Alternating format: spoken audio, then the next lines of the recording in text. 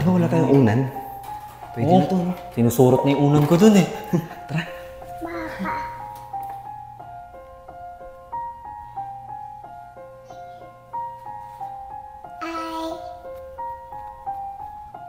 Pare. Pare, bata, oh. Oh. Halika na, pare. Ayaw mo na yan. Pare, mo na yan. Pare, kunin natin. Maabutan pa tayo dito. Dali mo na.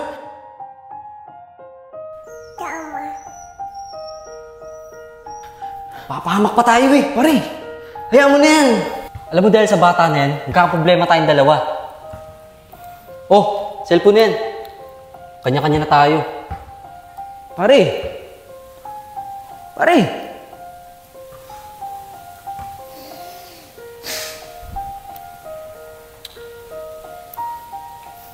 Hindi bale. Huwag mag-alala. Alam ko pinabayaan ka ng magulang mo. Sino ba naman bang magulang na hayaan maiwan yung anak nila sa loob ng bahay?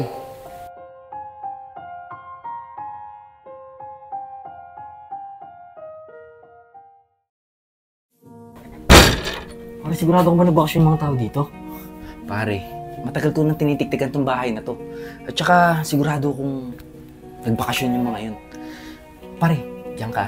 Dito ko sa kabila.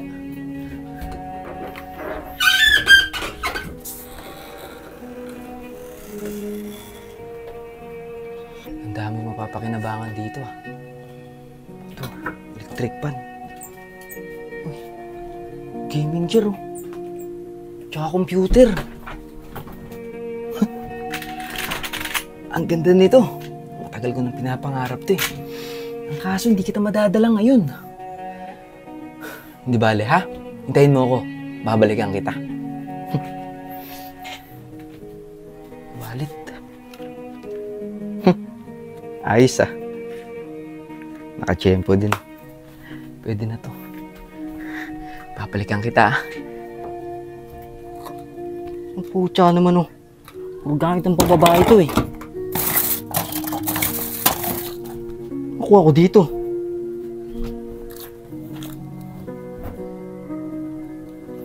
Ayos ah. Cellphone.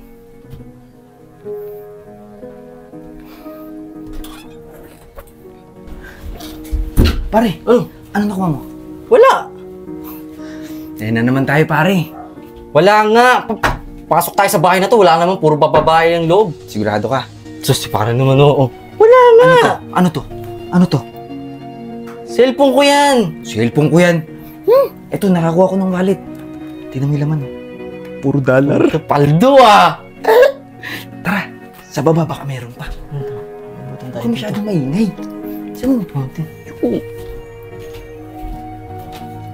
Pare, baka pwedeng huwag natin muna ibenta itong cellphone. Ha? Bakit naman? Nililigawan kasi ako eh. Uusap pa kami. Oo naman pa yung nililigawan mo kasi sa kakainin natin. Minsan lang naman eh. Ewan ko ba sa'yo? O siya, ito electric pan, dalhin mo. Ano, wala tayong unan? Pwede na to, no? Sinusurot na yung unan ko dun eh. Tara.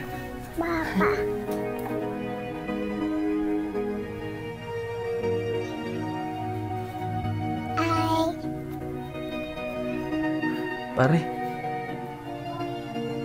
Pare, bata oh. Oh. Halika na pare. Ayaw mo na yan. Pare, mo na yan. Pare, kunin natin. Maabutan pa tayo dito. Dali mo na. Tama. Papahamak pa tayo eh. Pare, hayaan mo na yan. Talagang di ka nag-iisip, no? Alam mo, papahamak tayo sa ginagawa mo eh. Alam mo ba trabaho natin? Nangunguha tayo ng gamit sa bahay. Di tayo nangunguha ng bata. Diyos ko naman.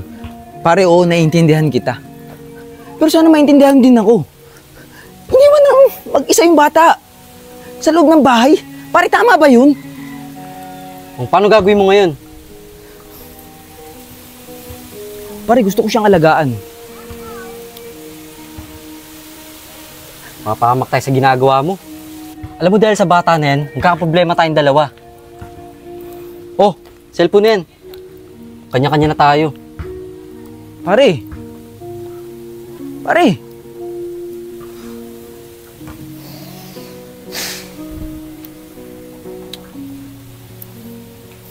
Hindi bale. Gumagalala. Alam ko pinabayaan ka ng magulang mo. Sino ba naman bang magulang na hayaan maiwan yung anak nila sa loob ng bahay? Akong bahala sa'yo. Halagaan kita. Liwanag?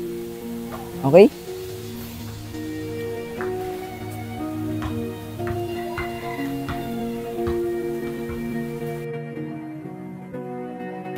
Siya nga pala.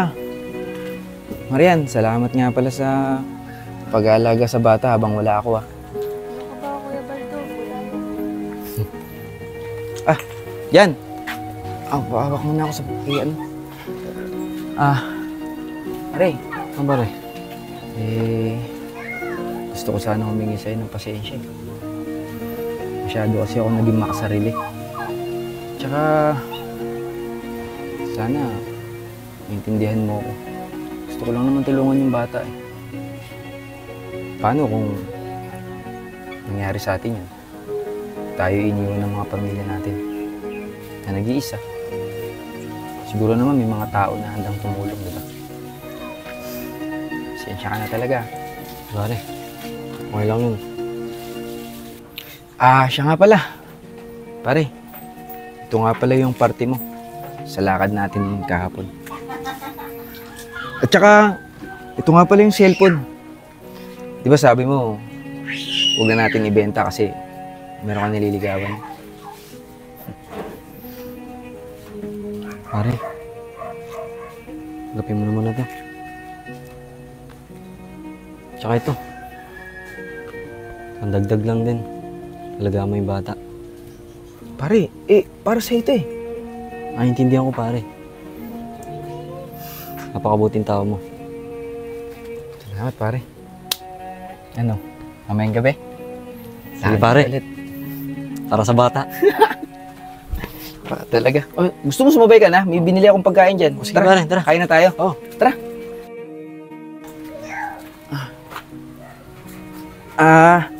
Marian, sabay ka na rin sa amin. Kakain kami sa loob. Sige, Kuya Baldo. Tara. Pare, mula na. Mali ang manguha ng bagay na hindi natin pagmamay-ari. Matuto tayong lumaban ng patas at mabuhay sa mundong ito ng tahimik.